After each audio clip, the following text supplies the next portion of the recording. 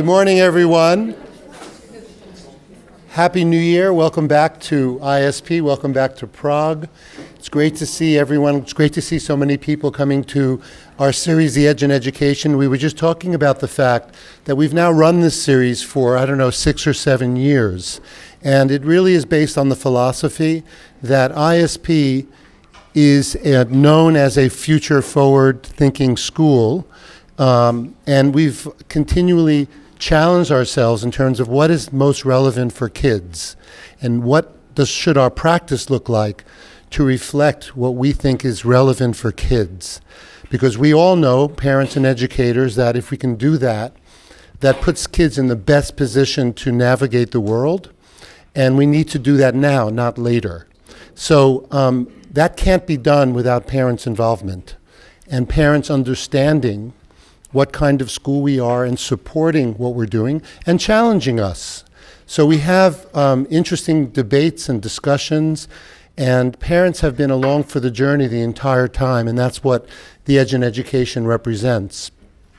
So Happy New Year, as I said. It's great to see this kind of a turnout, and tell your friends, tell them about the free hot breakfast. And we are really happy to have back with us Ewan McIntosh from his company Notosh. Ewan has worked with ISP for how many years, Ewan? How many years have we worked together? 3 years together. Ewan and Notosh were involved with our strategic work, our strategic plan, which is on the wall behind me, I believe, yes, where we talk about unleashing our collective potential so that our school is greater than the sum of its parts. And that represents all of us, that all of the amazing resources we have, if we come together, we become a much more powerful, impactful, and meaningful institution. And so that's our overarching goal with our strategy, and that's what we've been working towards. So as I mentioned, Ewan has worked with the school, and I've worked with him in other circumstances as well for a number of years. And the reason that he and his company, he's here with his colleague Jerry Farrell in the back. Wave, Jerry. There's Jerry. And what I was about to say is that the reason that working with them is so valuable is because they don't simply come from an educational background. They come from, let's say, quote, a real-world background as much. Jerry, for example, has been a creative director in advertising for many years. Ewan has worked with a variety of companies, including, for example, Google and Apple. So we're getting a fresh outside perspective, and we educators need that because this can be a very internalized world. And so yesterday, Ewan and Jerry worked with the leadership team to talk about how do we further our strategies. And we talked about learning stories. Many of you have seen learning stories we produced through the accreditation process. We've just received the reports back. I won't give anything away other than to say we have received really glowing confirmation about what kind of school ISP is. We will share that information with the parents. We literally just got it pretty recently. So once we go through it, we will communicate that to the parents. But the headline is that the two accrediting agencies support the direction ISP is going in and believe ISP is a very good school. So we're really happy for that. It's always good to get that confirmation and also to learn about where we can improve, because we can always improve. So I just want to close, because this is Ewan's show, not mine, but I just want to close with one thing. We were talking about learning stories, and one of the things we all did on the leadership team is we went around the school to talk to kids, to look at learning. And I ran into a girl in 9th grade. Her name is Hélène. She's French, and I just simply walked into one of the rooms. It was the learning lab, and I asked her what she was doing, and she talked about a project.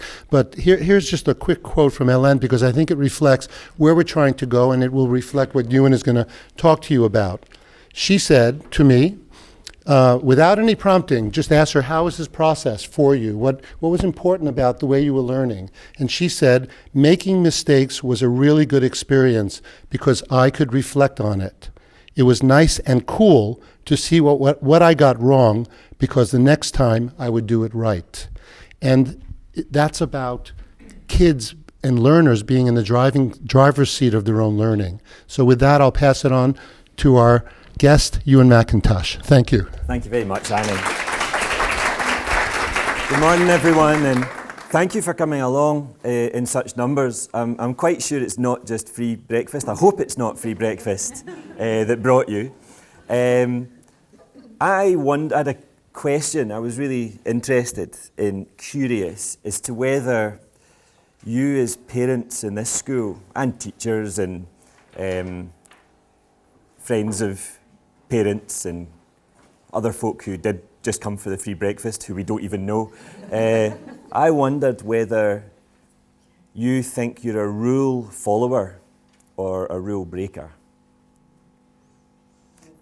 Now, you're all obviously highly successful people, so I'm interested in the answer for that reason as well. What things in life have worked out well for you because actually you broke the rules a little bit?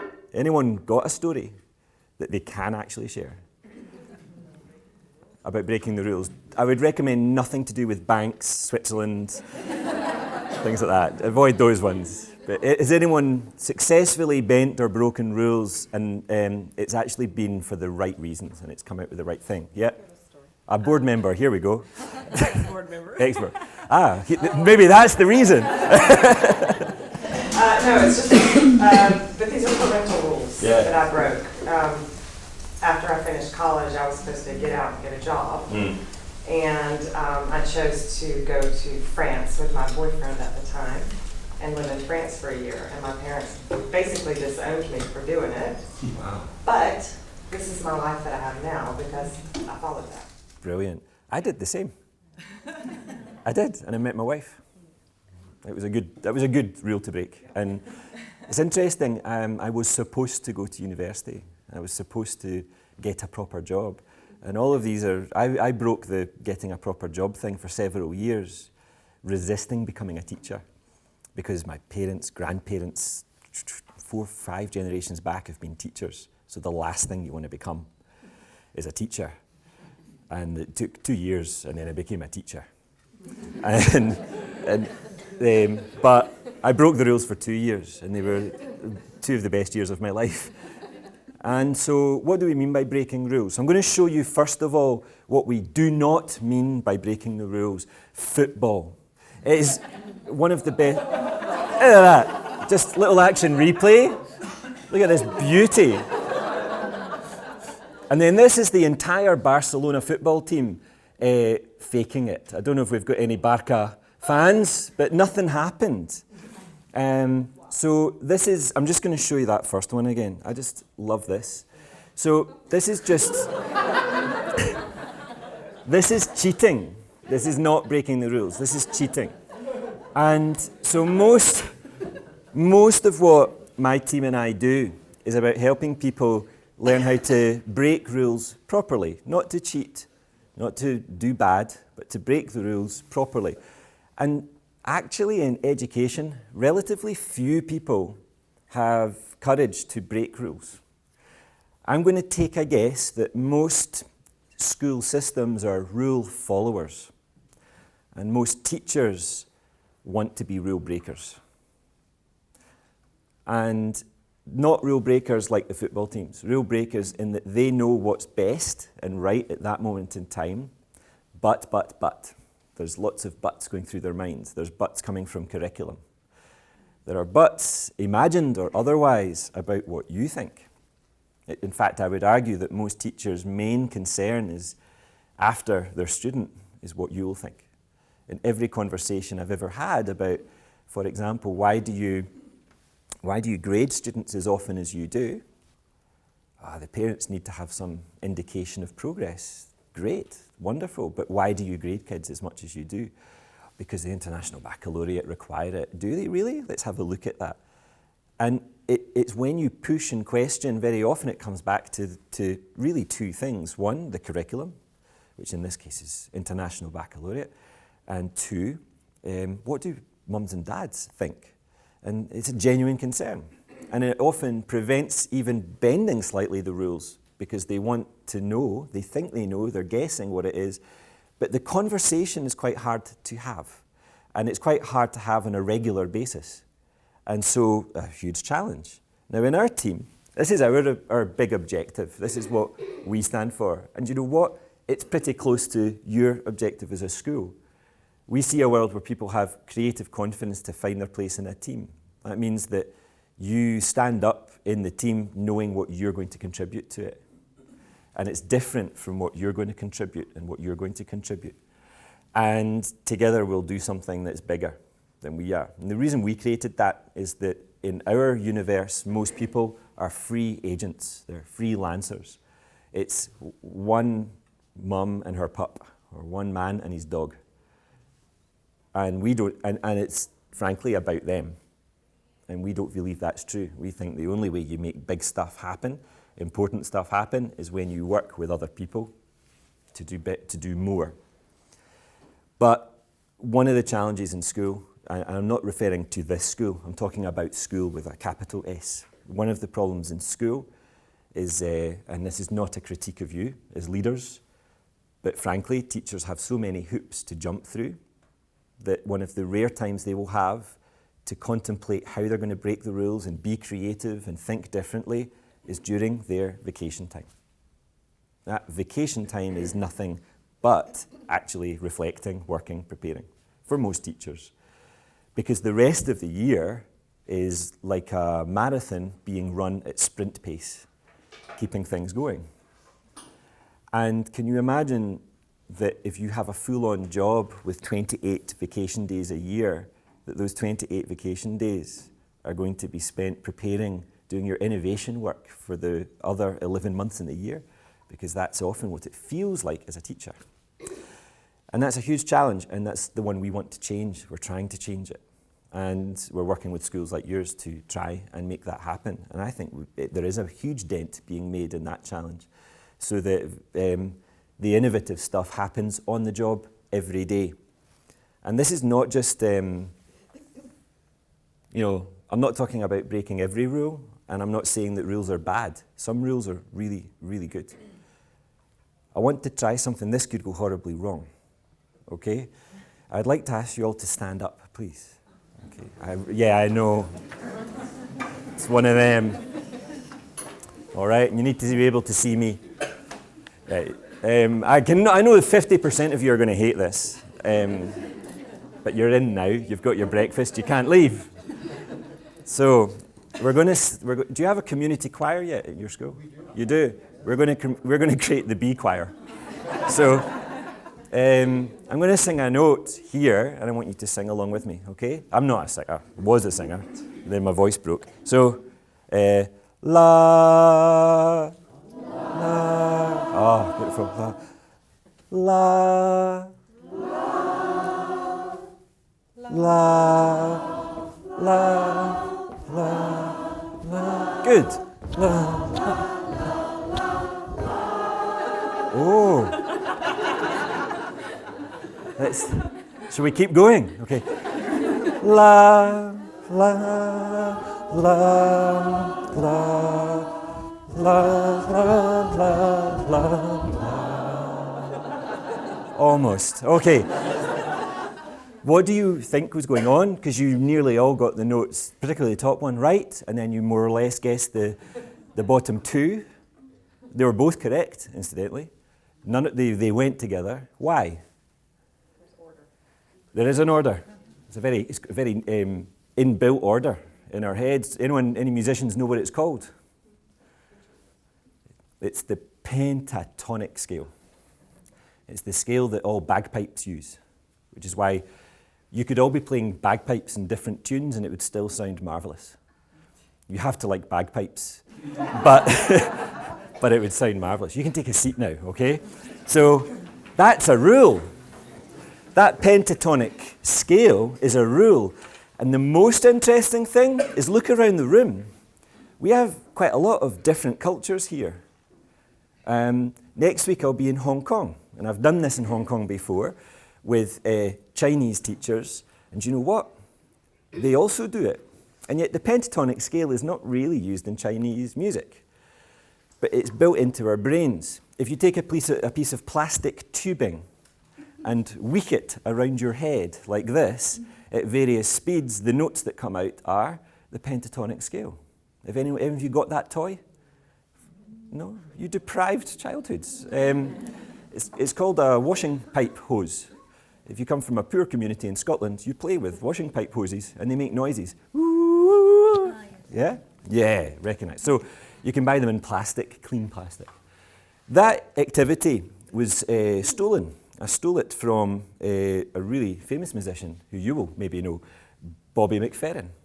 And he did this as a talk, a kind of TED talk. And he did it with a bunch of scientists. And he got the same result as we did. So, and being Bobby McFerrin, he did this for 4 minutes and went on and created a piece of music over the top of it. So these rules are not all bad. See, same.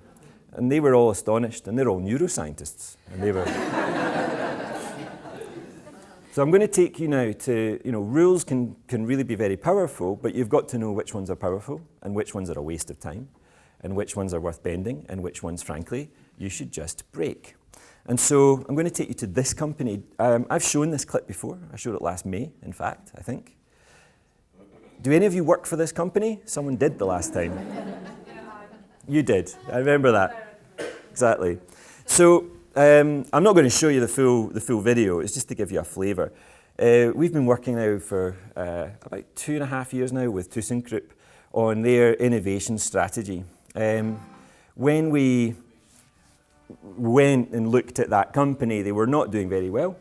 They really needed to make more revenue in order to make some more profit. So we created the Innovation Garage, or the Innovation Garage, as the voiceover insists on calling it.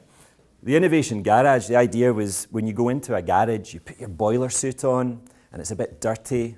But what's the first thing you do when you go into a proper kind of garage? You tinker, you play, you try things differently.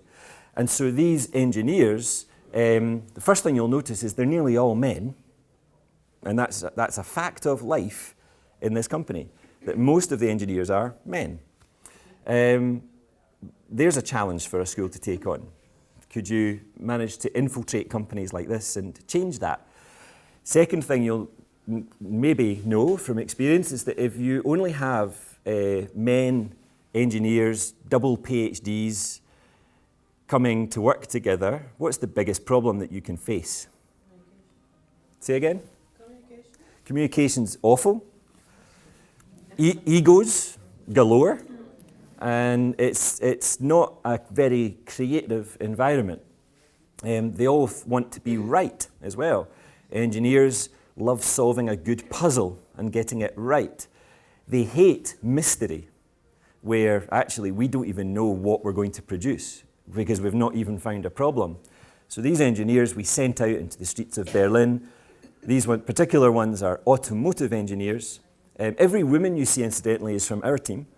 And the thing about it was that, Jerry actually worked with these engineers, these very ones, worked on storytelling with them, and they loved it. They loved learning how to tell a great story for their pitch because no one had ever told them that they could be storytellers. But we had to work so hard in the physical environment, in the activities we gave them, the facilitation, to get the egos out of the way and make everyone feel slightly insecure so that they could go about breaking all the rules that they had been taught about being good engineers. So when you're a good engineer, you should know how to solve the problem. We put them in a position where they didn't even know what the problem was. If you're a good engineer, it's quite rare for you to talk to a customer. You normally just build stuff and speak to other engineers. We sent them out to talk to the end users of products that they maybe wouldn't even see, things deep inside their cars. So when we work creating these kinds of environments, it's really challenging. On the most simple basis, we had to send them an email before they came, and the email was how to dress. And we had to send them a Google image search of what smart casual looks like. They had no idea, and they all turned up the next day in beautifully pressed jeans. I've never seen pressed jeans before, and lovely new shirts. And every morning you could tell that the shirt had just been unfolded from the packet because it had the lines there, Marvellous. That's why I was just checking that none of you are working for them. So this kind of stuff is challenging. Rules around culture and expectations. If you do work in a German engineering firm and you're one of those ego-driven folk, then you talk to each other with each other's surname, not with their first name. So giving people huge badges with only their first name threw them. I mean, it was a simple rule to break, but it actually opened the door. So how do you open the door and break those rules? Well, companies like Google actually build it into their, you might call it constitution. And this is a page of Google that most people don't visit. It's at the About page, philosophy. So this is the philosophy of the company. And if you're working with them, it's really quite important that you know it. Otherwise, things can come as a surprise. The last one is great just isn't good enough, which is quite hard to deal with, you know. We think we're doing great work, and you know when you go for a project update that you're always going to be pushed to do it a bit better. The temptation is to present really bad work so that they say, oh, you could do better, and you say, you're right. And then you give them what you had prepared. So breaking rules for them involves this. It's the last line. Ultimately, our constant dissatisfaction with the way things are becomes the driving force behind everything we do. If that were in a school, I think you would be worried. I mean, no, as a parent, it sounds kind of, it's a relentless kind of drive. But because it's a philosophy, it's not a rule, it's a philosophy, it's about that constant push to say, look, this is really good, how can we make it better? And that would actually make a lot of teacher conversations very easy. Say, wow, you know, you're an amazing French teacher. I love the way you did this. Now, how are we going to make that even better? And sometimes in schools, that can be taken as a slap in the face rather than a medal, you know. And I'm fascinated behind what good means anyway, what it means to be great at something.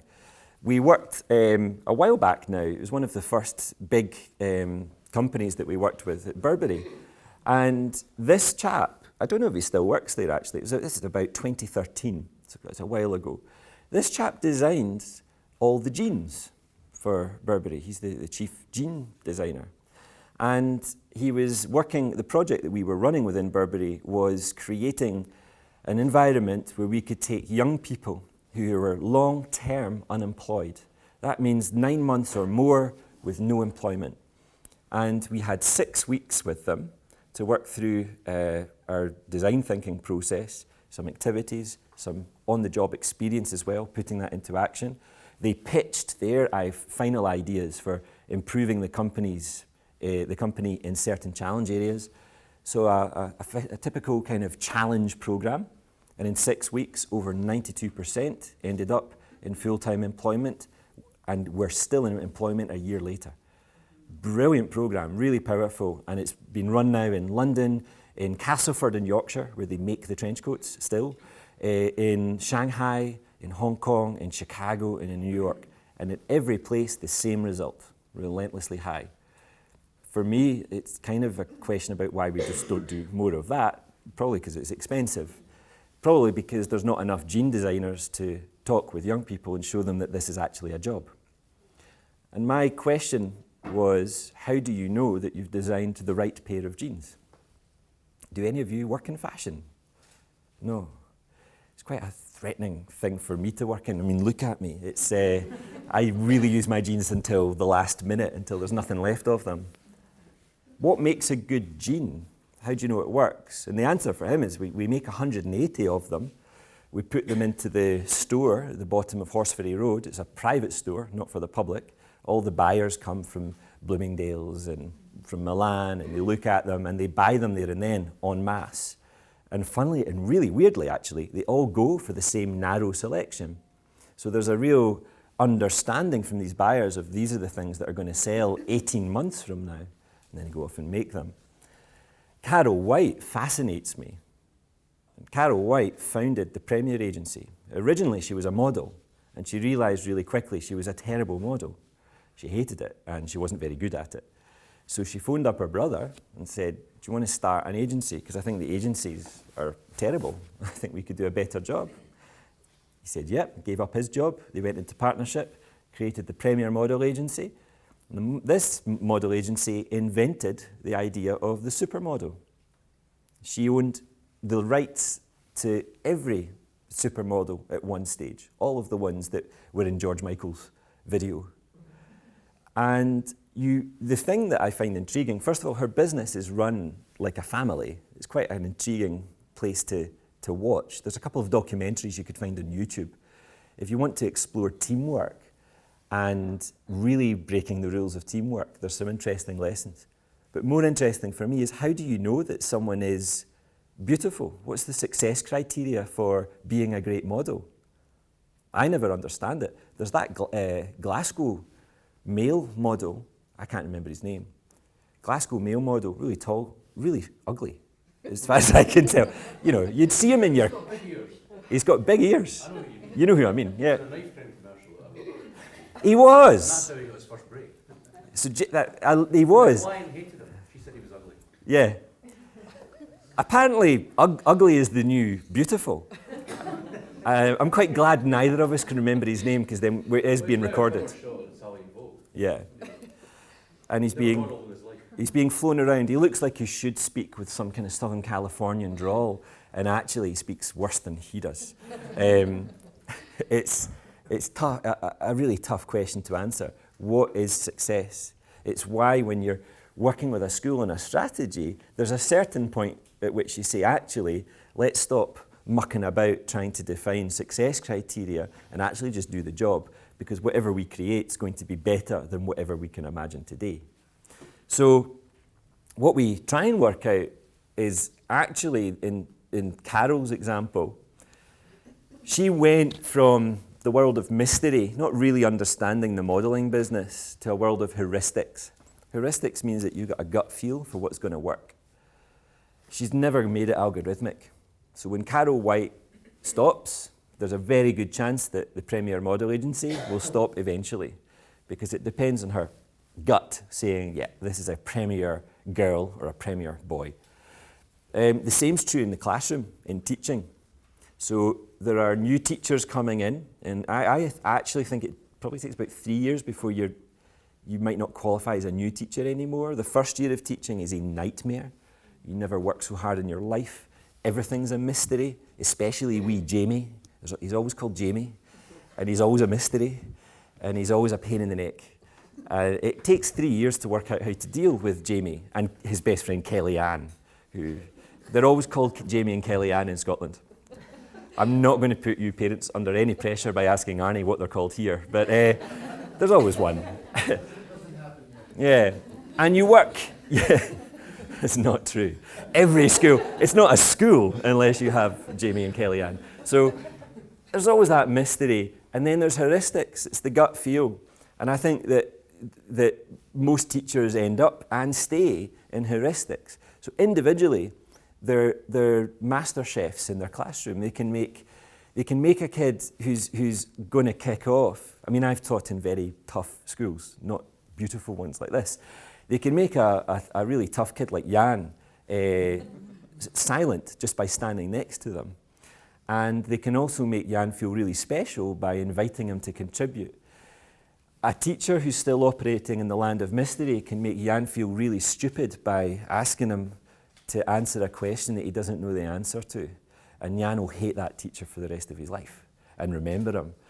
It's that difference between mystery and heuristics is massive. So you'll often see a young teacher looking at an experienced teacher do something.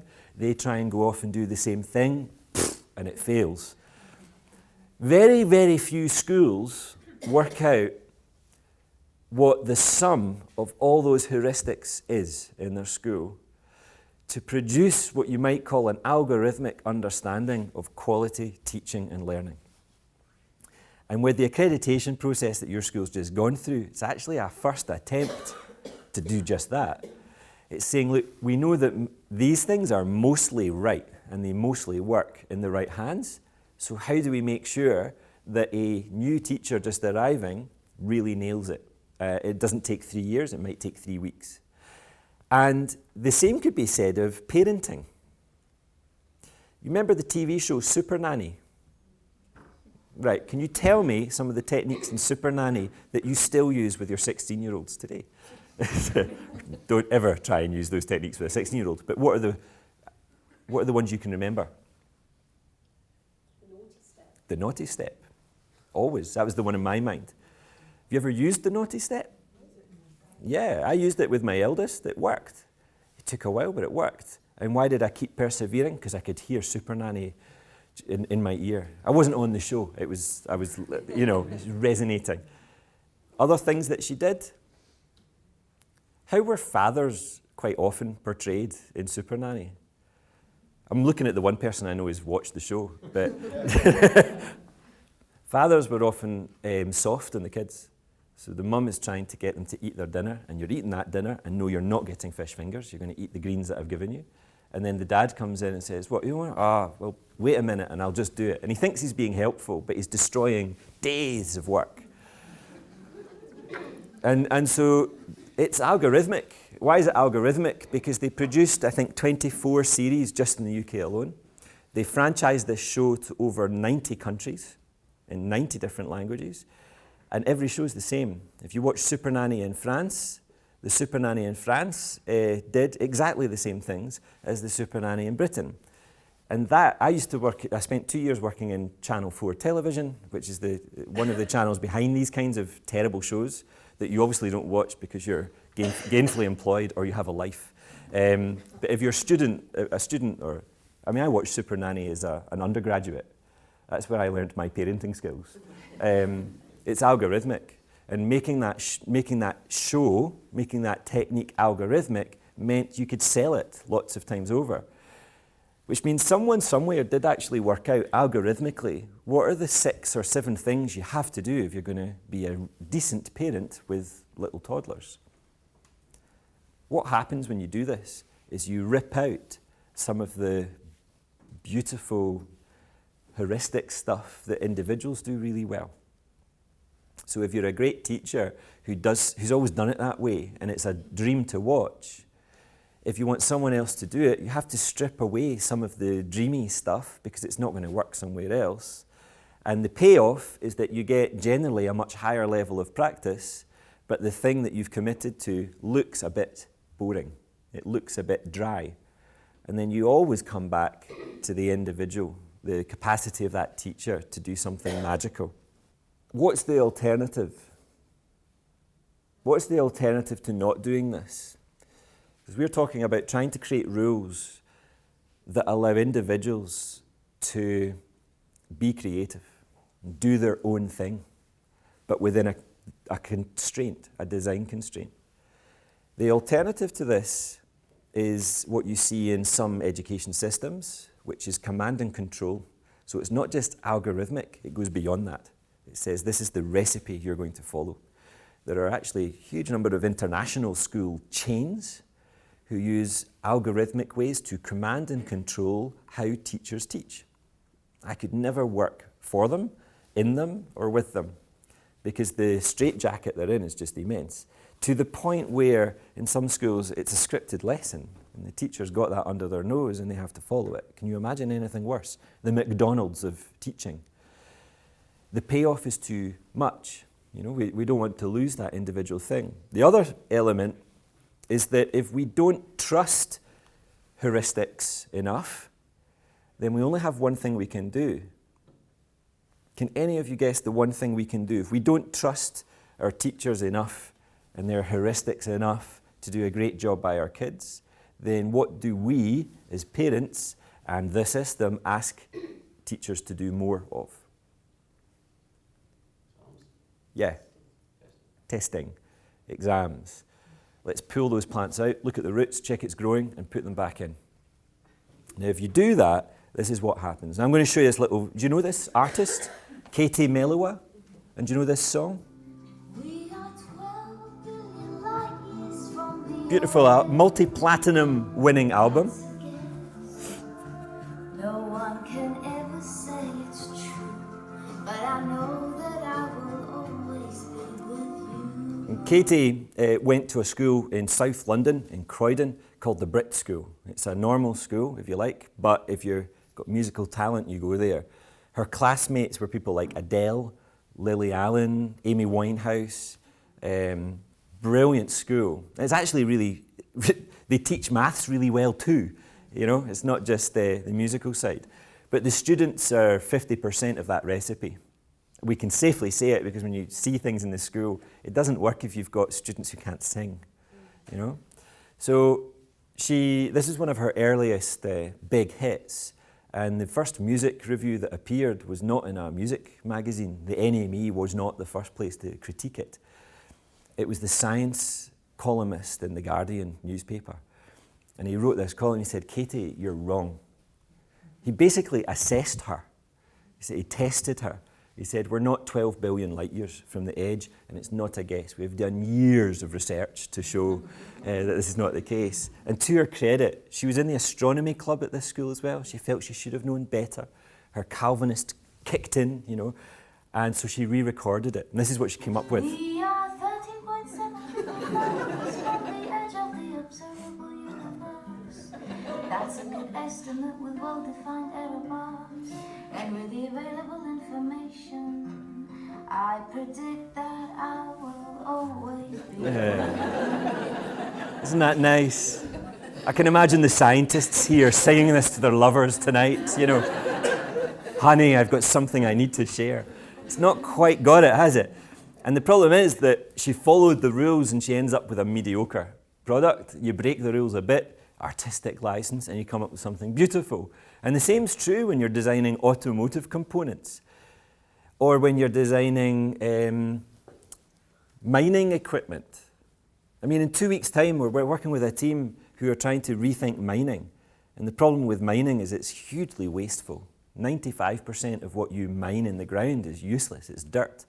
And what do? You bring it up all that way to the top, and then you sort it. And so they've thought, no, we don't have to do that, and we don't have to open up the earth to mine. We can do things much more clever than that. You've got to break the rules sometimes to be able to come up with a great idea that's worth trying out. So if extrinsic factors like assessment don't motivate great work, and they really don't. I know that you have to test, and I know you've got all the things you have to do, but there's now 35 years worth of research showing that if you test children, it does not help improve their learning. And certainly not as much as just giving great feedback to them, and not as much as having two peers give great feedback to each other, which means you have to teach them how to give feedback to each other. And that's really hard to do if, as a teacher, you actually don't give that much feedback to students anyway because you're too busy testing them and marking them. So there's a huge Gordian knot that you have to untie in any school if you want to really do the best by your kids, which is the assessment one. You know, it's not as simple as just saying do more feedback because there's no time for that because we're testing too much. Maybe not in this school, but I think there's always that little grit of tension in any school around testing. Same's true of homework. Homework depends on the homework, but most homework in primary schools, if it's preset in advance, if your teacher knows what the homework is going to be a month from now, I can tell you, hand on heart, the homework's probably nonsense. It's probably busy work. Because the homework should really just build on what they did that day.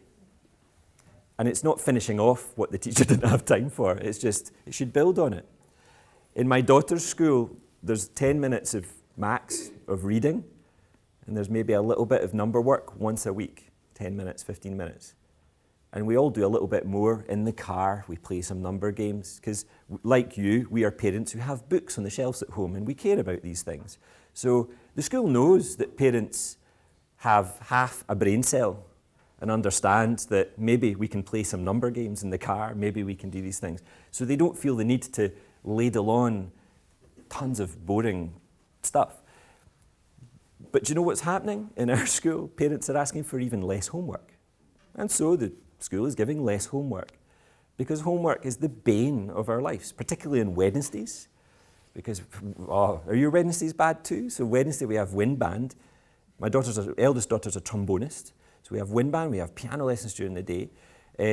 She's doing restaurant club, which is where the students create and run and cook and serve a silver service restaurant in the school.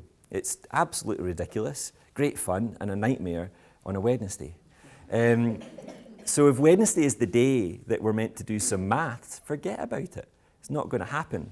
It's quite nice to have a teacher who says, forget about it, just make sure she reads.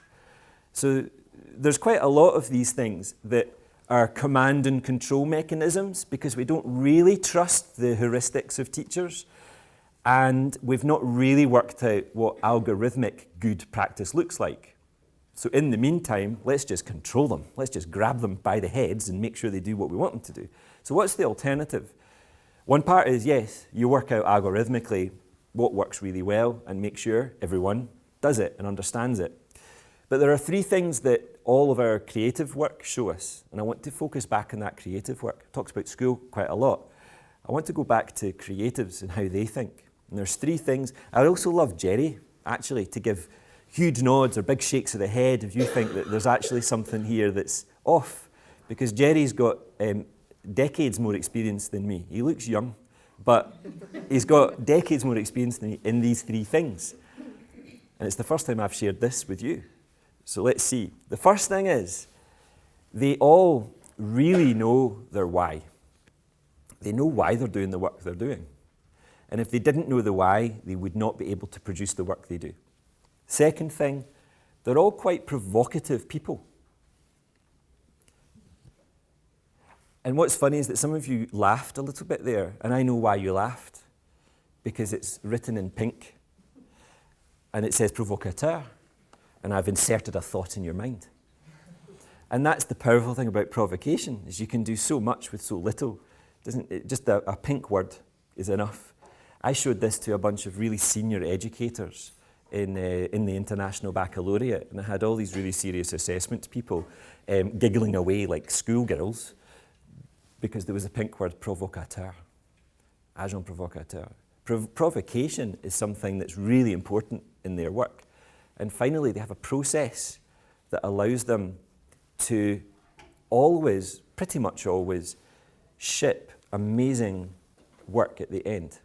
So they even when they're struggling, they trust the process to take them through to the end without needing to panic or abandon ship. So let's take a look, first of all, at knowing their why. I'm going to show you an education story, actually, about knowing their why. I'm going to take you to Thorney Close Primary School. This is one of the first projects I ever did with Notosh. Thorney Close is in Sunderland, northeast of England. The children who live in Thorney Close, can you see what kind of socio-economic area it is, just from the street view from the top? It's very poor. These are tiny plots. The children who go to Thorney Close Primary School will later go to this secondary school, and their universe is about the size of 2 blocks. They think that going into Sunderland town centre, which is 5 minutes away by bus, is a foreign school trip. Going to Newcastle, which is only half an hour away, different universe. And we were asked to go to the school to do a small project because children had trouble, we were told, with speaking and with writing. Now, if I'm told that 6 and 7-year-olds have problems with speaking and writing, what other things do they have problems with? Well, they probably don't read much. They probably don't enjoy reading, and they probably don't listen very well in class either. It tends to be, if you get 2, you've got 4. So what we did is I went to the school, and you remember the Bobby McFerrin dancing? I did that with them. I showed them the video, and the first thing they said is, we want to do that with the primary ones next door. So if you can imagine these 6 and 7-year-olds, there's 60 of them. It's a huge group. And 60 of them went to 60 tiny little children. I'm a secondary school teacher. I don't cope well in these environments, you know. And they ran the same experiment with these tiny kids, and it worked. When we came back, I said, look, what you've just done is actually a talk. Even though you didn't talk much, you told them what you wanted them to do. How would you feel about doing talks like Bobby McFerrin's to big audiences who will give you standing ovations and applause? And it took about a second for them to say, yeah, we'll do that. And we had 7 weeks on this project before holidays and things would interrupt. So we did it. This is what it looked like at the end. We actually had the kids filming on these little flip cameras. That shows how old this story is, because that company went bankrupt shortly after, I think. Look at me, picture of youth. That's me there, yeah. And what they did is they they undertook a lot of research. Every child had to come up with their own talk that 300 strangers would be happy to listen to. And we actually went to University of Sunderland to do this. They'd never been to the university, a big deal for them. 300 students, mums, dads, all sorts of people. And the talks were brilliant. The titles were things like, do animals talk? Does anyone know the answer to that question? Yeah? There is an answer now, but at the time that was ungoogleable. And the reason it's googleable now is because their video's up. And there's actually research reports now that appear alongside their video, which is quite entertaining. Which cancer should we invest in curing first? This boy, his gran had cancer and died from it. And he thought it was very unfair because she had a very aggressive, rare form of cancer. He said, we don't care about people who get that because we don't research why we should cure it. We research all the ones that are normal. He had an understanding that in cancer there's a hierarchy of cancers. And if you're unlucky to get one of the less important but horrible cancers, then tough luck. So he did a great talk. The audience was in tears, not because of his gran, but because he was making a moral plea almost, you know. Why do slugs need slime? Do you know the answer to that? The answer is, there are two answers. It depends on the slug. One type of slug does it in order to mate, to find their partner. And the other slugs that do it are cannibals, and they do it to attract slugs that they can eat. I know, you'll never look at it the same way again. And these two boys, they put so much research into this, you can tell. I mean, look how tired he is. They were up late at night. They'd been up early in the morning picking up slugs because they needed a star moment, something they'll always remember. So the star moment was just offloading their slugs onto the front row of the theatre, you know. This girl was amazing. Her mum was a doctor up in Newcastle. And she said, you know, why do people still need to get sick? And why is vomiting so important? And her star moment, she actually constructed vomit live on stage and with carrots and everything, and threw it out into the audience to show the speed of projectile vomit, which is 90 miles an hour. And she talks about her mum who deals with this every weekend. If you've ever gone to Newcastle, you'll understand why. And she talks about how important it was for the body to purge itself, and ended the talk with a kind of more philosophical thing about how in life it's really important to purge things that no longer are of use to us. It was like philosophy first year at university, you know, really good stuff. So in the space of 6 weeks, these kids had created something that their teachers didn't believe they could, the school was struggling to believe they could, and which, really importantly, they did not believe that they could. Now, one of the things that we did was we obviously didn't want to test them, you know. Let's see how good you really are. Oh, you know, couldn't do that. So we had to find ways to allow them to have success straight away. And the only way you'll have that kind of success is knowing your why. If you know the why behind a task, generally you'll be quite successful at it, even if you don't have the skills to do it all. So what's the why of this project? Can any of you think what the why is? I did tell you, it's not a trick question. So the why was to improve speaking and writing. What do you think it became, though, in the school? Very quickly. It became, we're going to put on a TEDx event. That became the why, and it's not the why. Putting on the TEDx event is a what. It might be a how, but it's not the why. It's not what we're aiming for. What we're aiming for is 60 young people who've never spoken in public in their lives, standing up with confidence, making an audience cry with laughter, cry with sadness, get on their feet and applaud them. So all 60 spoke? Or it was All 60 spoke. That's a really good point. So we had 3 deaf children, we had 1 dumb child, and they all spoke. We had 1 girl who did a talk on the screws in her head, because her whole skull was held together by screws. And yeah, every kid spoke, and that was really important because some of them obviously said, oh, I don't think I can do it. 3 days to go, I've not got a talk, it's rubbish. Okay, you'll have to start again then. And they did. That's why the boy was so tired, because he did work till 10 o'clock at night to get his talk together. the first success I needed them to have was, if you're telling a story, then you need to tell a whole story. So I used what particularly boys, but at that age, but boys and girls love video games. And I put this one up, which is actually a Czech video game. It's called Machinarium. You guys in the Czech Republic, the Czechs produce some of the best, what used to be flash games, but artistic games in the world. And it provides a really rich tableau to stimulate creative writing. So we did what all good teachers do. Cameraman's going to hate me for this. We turned out the lights. We drew down the windows. This is how you create excitement, apparently, for 6-year-olds. And we said, right, here's the activity. You have to write the best story you have ever written.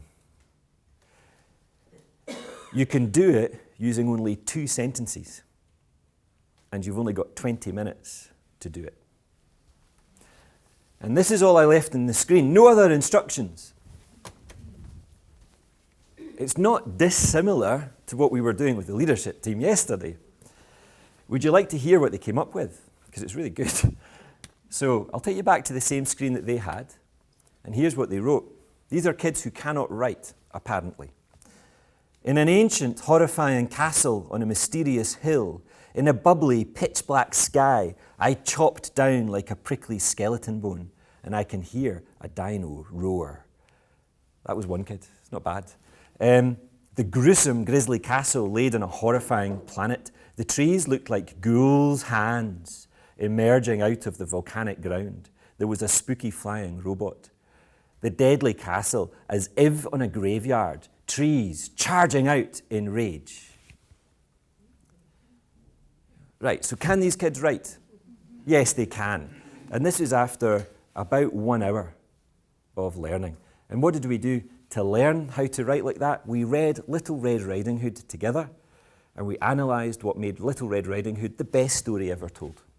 That was my degree. I did my MA in stories, in fairy tales more specifically, and law. That was the serious part.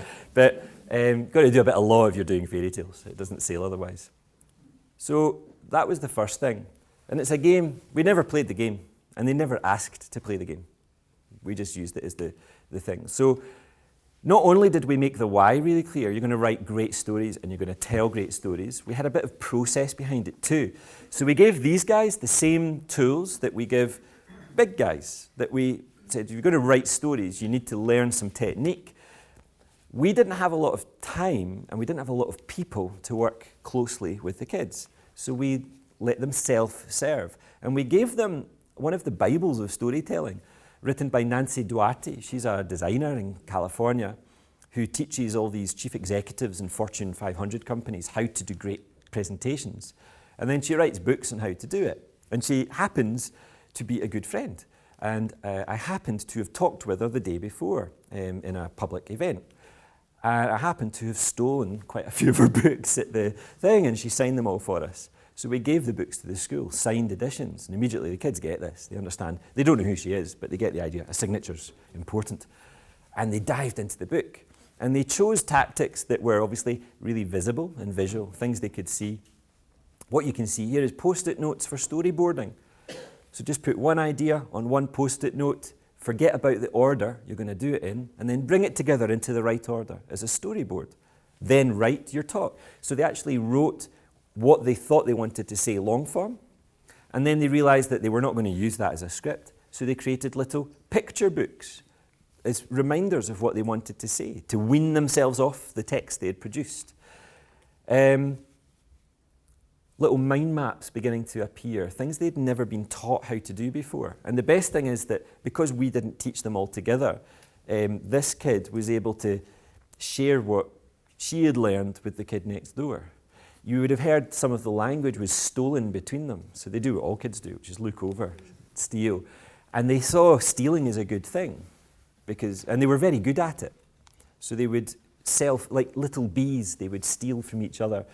And the work of the teacher was so easy, because our job was to just keep an eye on things, keep things bubbling over, push the kids who needed pushed, pick up the kids who needed supported a little bit more. But we left them to it. There's a great value in doing that. And the third point that's worth bearing in mind is this one of provocation, agent provocateur. And I'm going to go to someone, there's another connection here.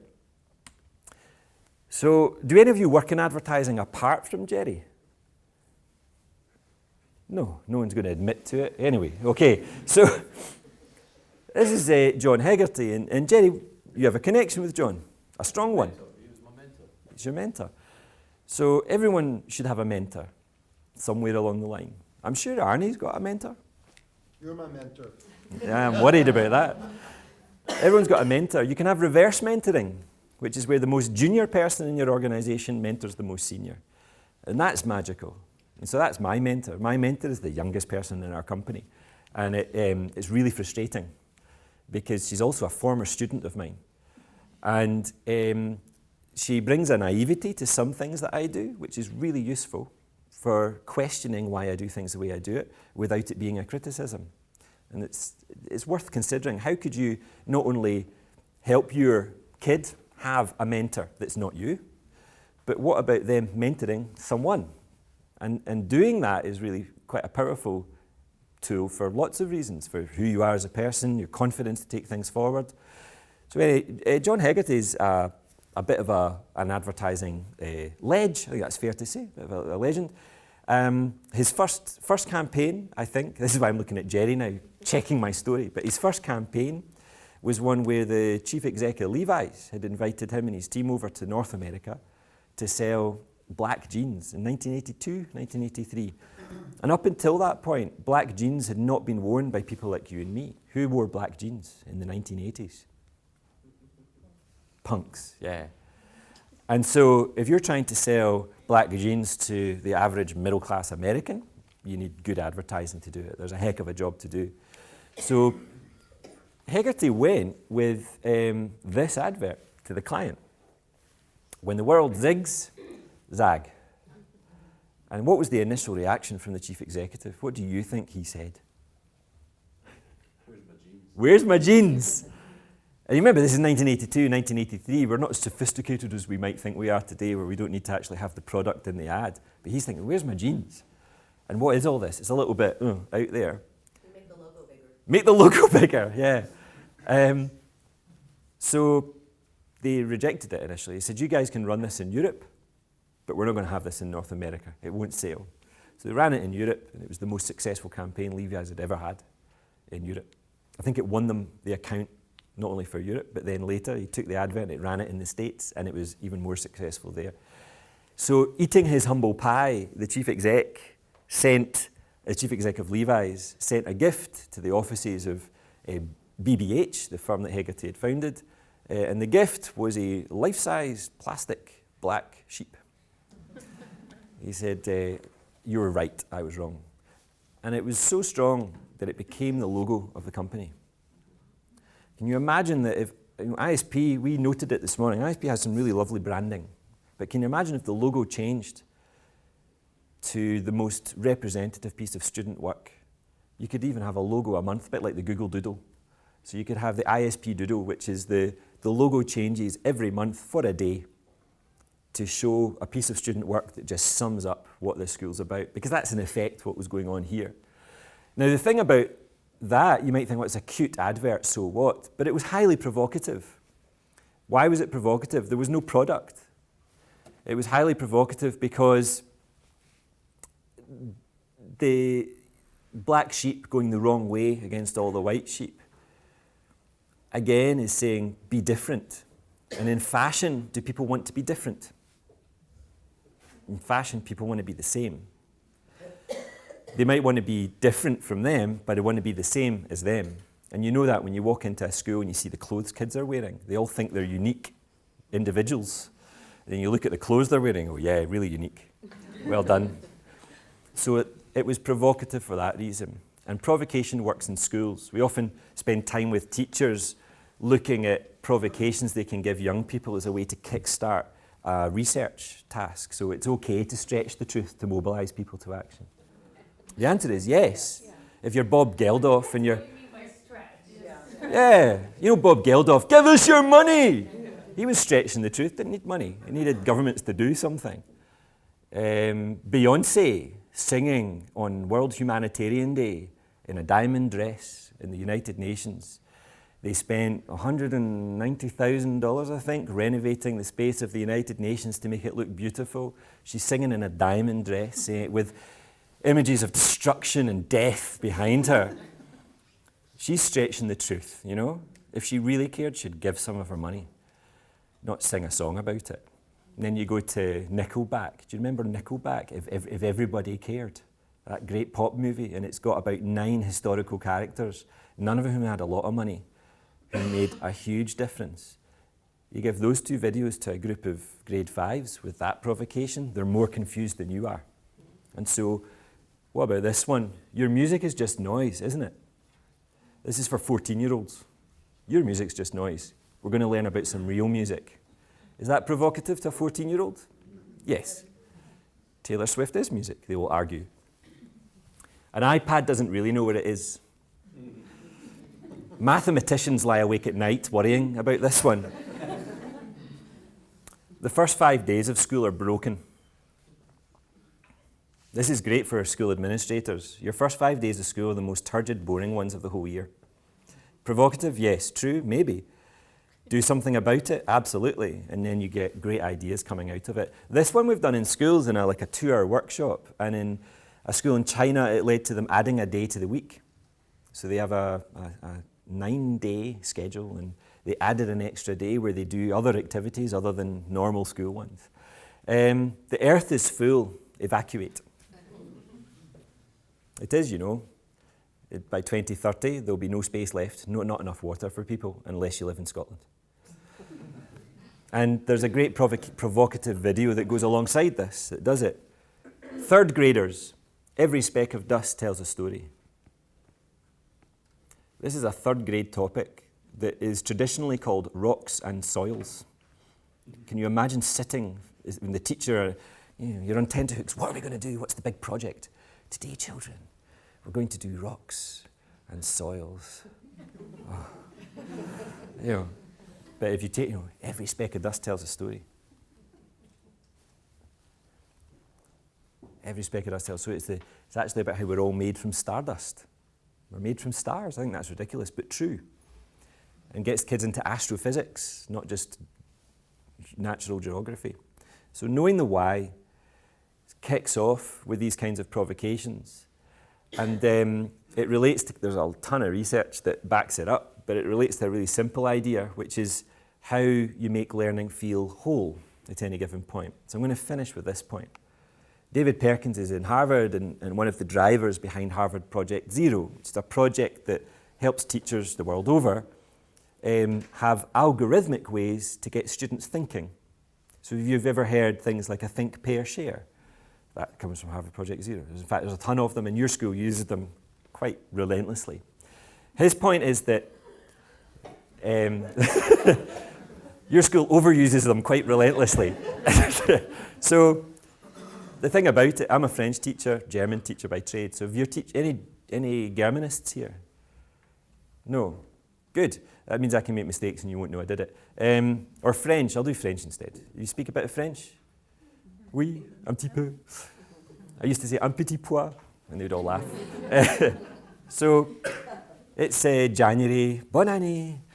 What are we going to do? Well, it's January. We're going to talk about our Christmas holidays. What did we do? What do you need to talk about Christmas holidays? You need the past tense. You need some Christmassy vocabulary, some food vocabulary, maybe.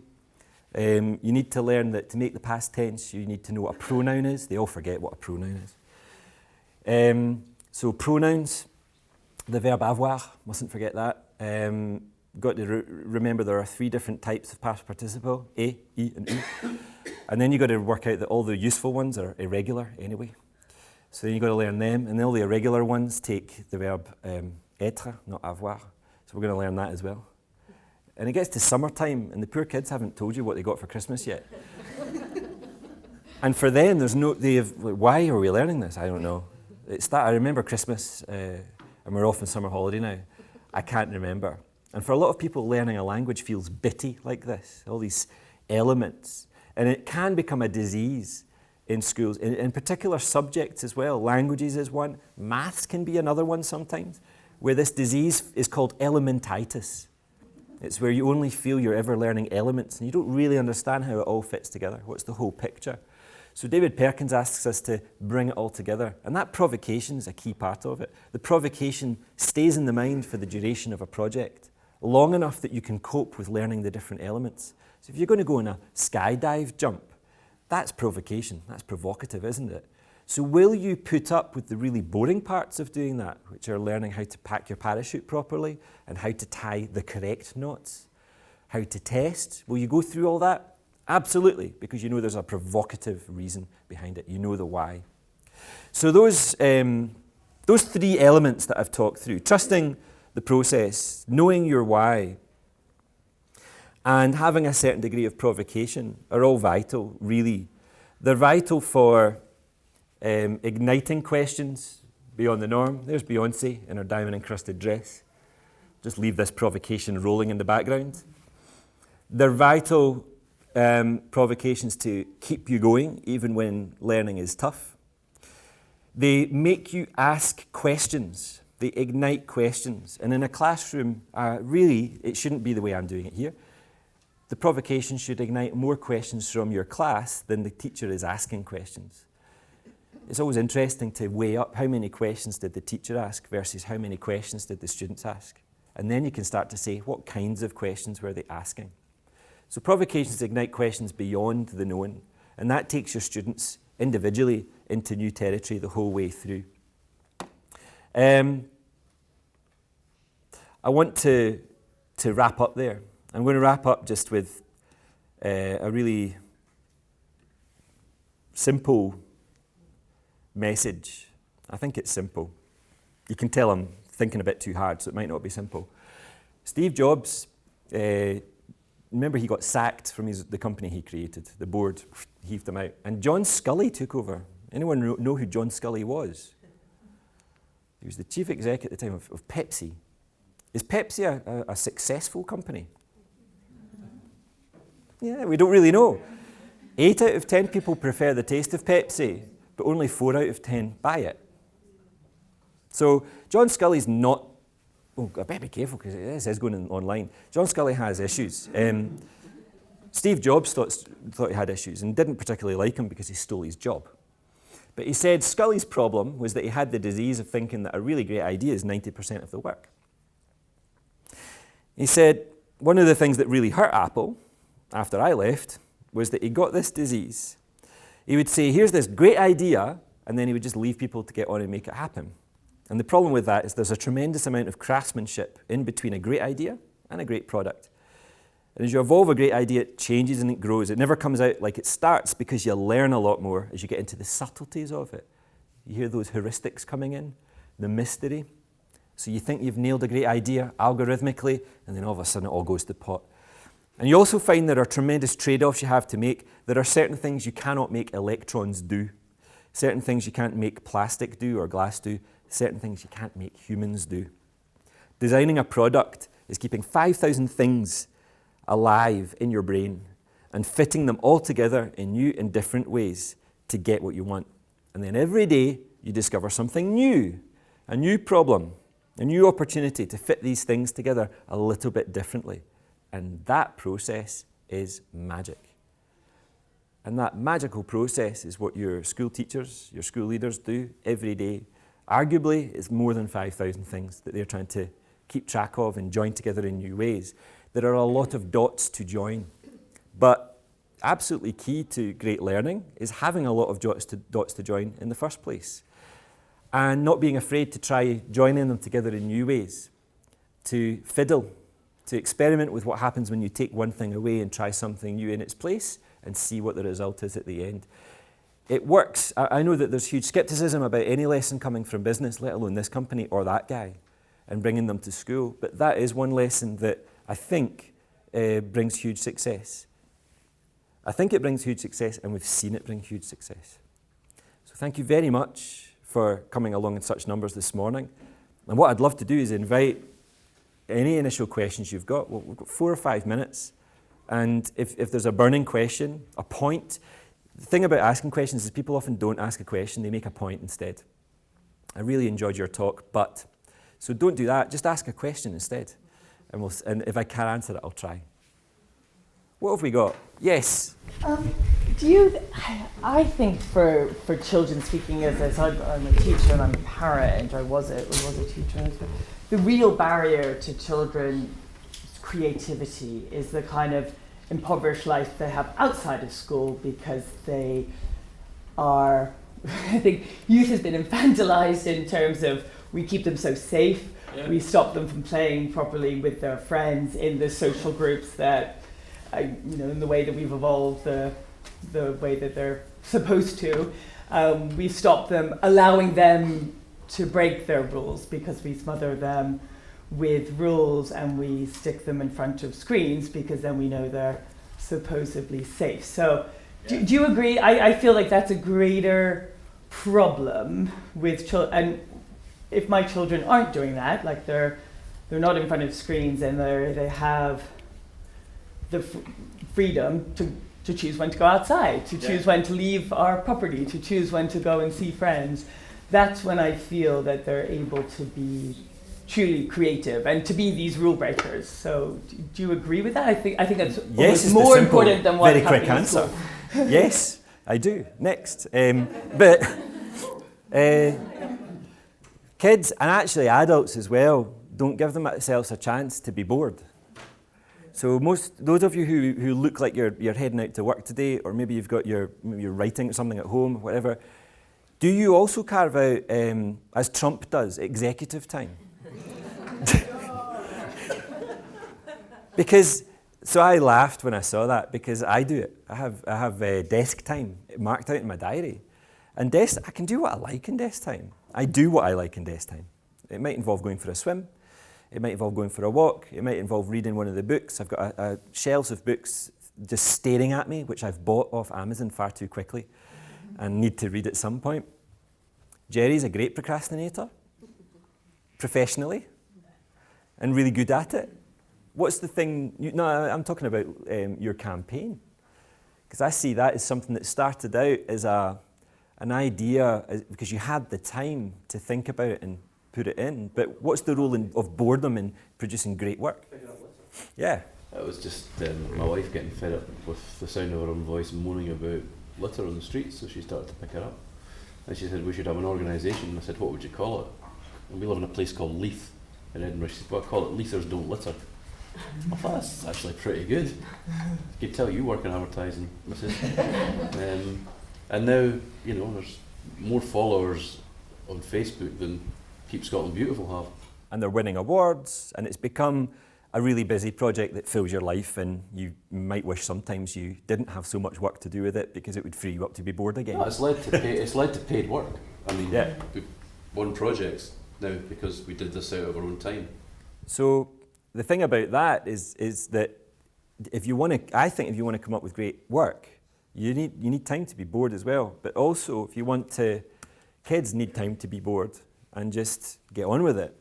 And we're working with Lego at the moment on a project about the lack of free play. It's about 30 minutes a week that most children in the Western world have for free play. That's 30 minutes of being bored to you and me. How many hours did we have being bored? I mean, I come from the west coast of Scotland. You have to take a boat to get where I was brought up. And it rains all the time. I was a Lego master builder. I had a city. I would play for hours. My knees would just go through because I was bored. And what happens when you're bored? You create great stuff. And I fear that my daughters go to an independent school, and we resist. I mean, it's like an underground movement of parents who resist the activities and just say, no, you're going to come home and you're going to get changed out your uniform, and then you're going to do nothing. And I think it's really important. Lego don't just think it's important. They've invested a lot of money in research to show the cognitive importance of being bored and playing about. The toys don't show it. They want the contemporary toys, which are very kind of closed. You build them. Yeah, but at the same time, I think they're realizing this. Yeah, big challenge is our house is the most popular house in the street because we have 14 kilos of random Lego bricks. Yeah. which I had to ask for. It was really hard to get hold of just random bricks, a box of them. But we're now working on a campaign that will get random bricks in schools and community centres all around the world, and little things that people can do to get bored kids to come. And some of the best writing, Valencia, I've forgotten the name of it, Valencia with Dave Eggers, the author, started a writing school in the back of a pirate supply store in a street in California. 826 Valencia. Again, ostensibly for bored kids who were latchkey kids, and they've got an hour spare between the end of school and going home to mum, and why not come and write a novel? They never get bored with electronics, with video games, with all this. But we're worse. Yeah, we're worse. I've had an update while during this talk to tell me that my city is at war in SimCity. Just give me a minute.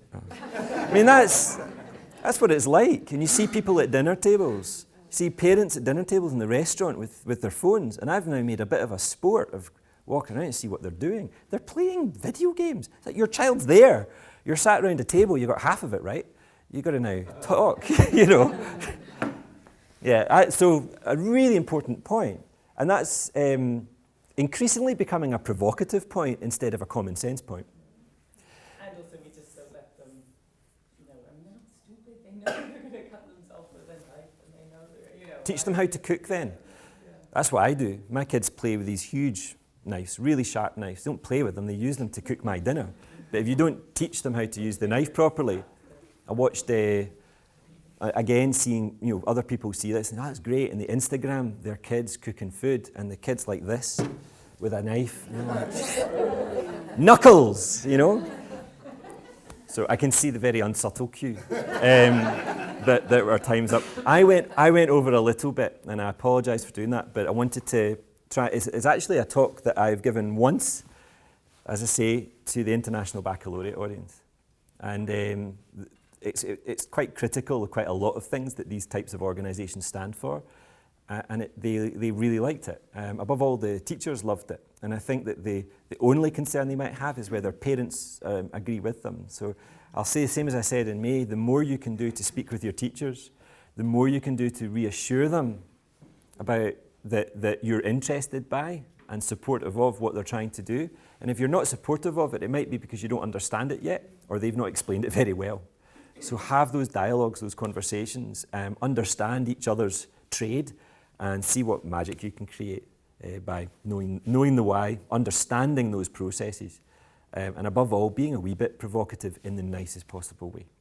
Okay, thank you very much for your time today.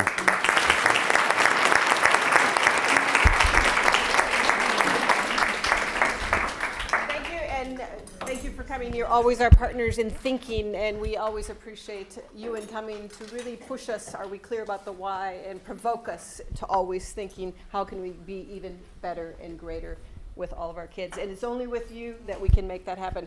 If you want to hang over a coffee and talk to Ewan for a little bit more, we have about 10 minutes that we can transition before they need to go do other things, and we need this room. So thank you again, and we'll see you again soon. Bye-bye.